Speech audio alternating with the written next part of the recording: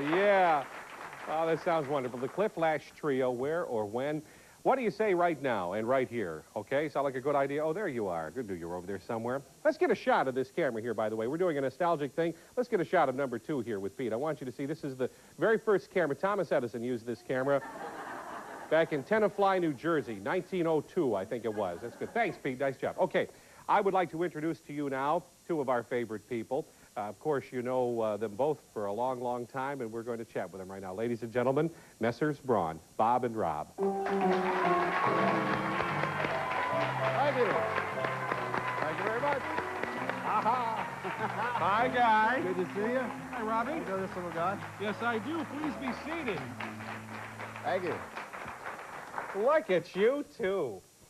First time we've shared a stage together, ever. No, it isn't. One other time, I think we did, what did we do? The delivery room. Money. You guys Yeah, delivered. oh, that's right. We did a telethon in Dayton all night long one time, and Rob and I did it together. As a matter of fact, that's about a year ago, isn't it, Rob? Sure is. Well, isn't it nice to see you both This here? was fun, yeah. Is this fun, Rob? I want to know. Are you nervous? Does it seem weird to be on TV with Dad? You know, when I was walking around backstage to see all the people that I grew up with, I felt like I should be 12 running through their legs again. Which wasn't a bad thing back in the days. I You don't enjoyed know, myself. right? Before we went on the air, Rob and I stood behind our set one day and talking about it, and Rob said, you know, this is where I spent the bulk of my life, standing behind a set while things were going on. Why is it that you got into this business then, Rob? I must have been crazy, I think, Ira. Actually, I wanted to try and see if I could do it, because I think if I didn't, I'd wonder the rest of my life if I could have pulled it off. And so far, it's worked out okay. How do you feel about it, Dad? Well, I'm proud of him. He wouldn't tell you, but he did his first interview when he was about 13 years old over in Hawaii. He interviewed a man who was hollowing out a canoe. Remember that, Rob? I do remember that. On the island of Hawaii, and he just sort of took to it naturally.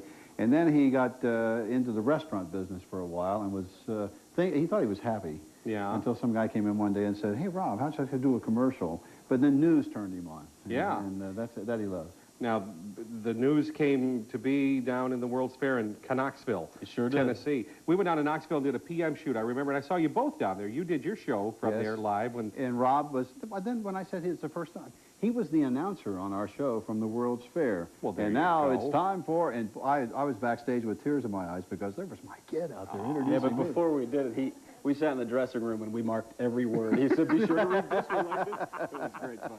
Now, okay, did you benefit from watching your dad in your career, Rob? Tell me about that. I mean, such a presence, and it's felt by everybody in the tri-state that this man, because he went into their home every day, belonged to them, and it's true. How did you feel about that? First of all, the influence professionally. How did you feel about sharing your dad with everybody else in the area? Well, I didn't know any difference about sharing it because I grew up and my pop was on television from the time I can remember. And when I got into the business, I didn't know that I had absorbed some of the things that I had absorbed. And then when you get into particular situations where you may be in trouble, I think you draw on those experiences. Bob always said you were a sponge. Yeah, he was talking about that when you were going to college, yeah. Just during my college days. Not really. He and his brother both worked and made their own spending money from the time he was old enough to do it. Is that right? Now, Oh, that's yeah. pretty... So how much you got on you, Rob? Because I'm 2 cents cheaper than Kroger's, you know. Well, What you got on you, Rob? I might need a few bucks to get home. $3.95, maybe. And listen, let's talk about the rest of the family here at this point. Regine, Mom, is still back in California getting ready for Brother Doug's wedding Saturday, Yes. for which you're going to be the best man. The best man. Looking forward to that. And she couldn't come because she's trying to replace the furniture that Doug took with him when he left. He took his bedroom suit. And, Isn't it amazing what they can get in a suitcase nowadays? Oh, it's incredible. So it really is. Well, here's the gang on the carousel. Where's that? This was taken where, Rob? I imagine, I'm Low guessing- Swordsville Lake or Yeah, Coney probably, Island? or Coney. That's Rob in the front and Doug in the middle, and their father in the background. See, I don't have a photograph of my family like that because I always needed an air sick bag when I would get on one of those, Bob. Gee, that's neat. We put Doug in the middle because his nose always bled every time he got on one of those. Remember that, Rob? And what's sister up to? She's a senior. Well, you answer. I'm At UC. She's in what school? Take it, Dad. There she She's is. studying communications, and she also models. This is part of her modeling brochure. She does bridal shows here in Cincinnati, and she's done a couple commercials out in California, and she's a senior in college this year. Finally going to get her over the curb. Well, now, Rob, let's talk about the experience of you working in Knoxville, Tennessee. You got your feet wet in television there and decided that this might be where I want to spend my time. Is that how it happened? Yeah, when I started, I was running restaurants, and a guy came to me, as Dad said, and asked me to make some carpet commercials in town. And I did them poorly, but the guy gave me a good chance. And then I went knocking on doors around the area, thinking that maybe I would like to do it full-time. Then the way to do it nowadays, for the most part, is in news. Yeah. And went down to Knoxville, knocked on the door of Jim Hart, who used to be in Cincinnati, and they were expanding what they were doing because of the World's Fair, and he gave me a shot at it. That's great. And you just started out doing reports from the World's Fair in '82. It started, yeah, in '82. Sure did. Ran 6 months. Picked up a wife along the way, and got a career, too. Well, that's kind of neat. She's here today, by the way, if you'd like to see his beautiful wife. Come on.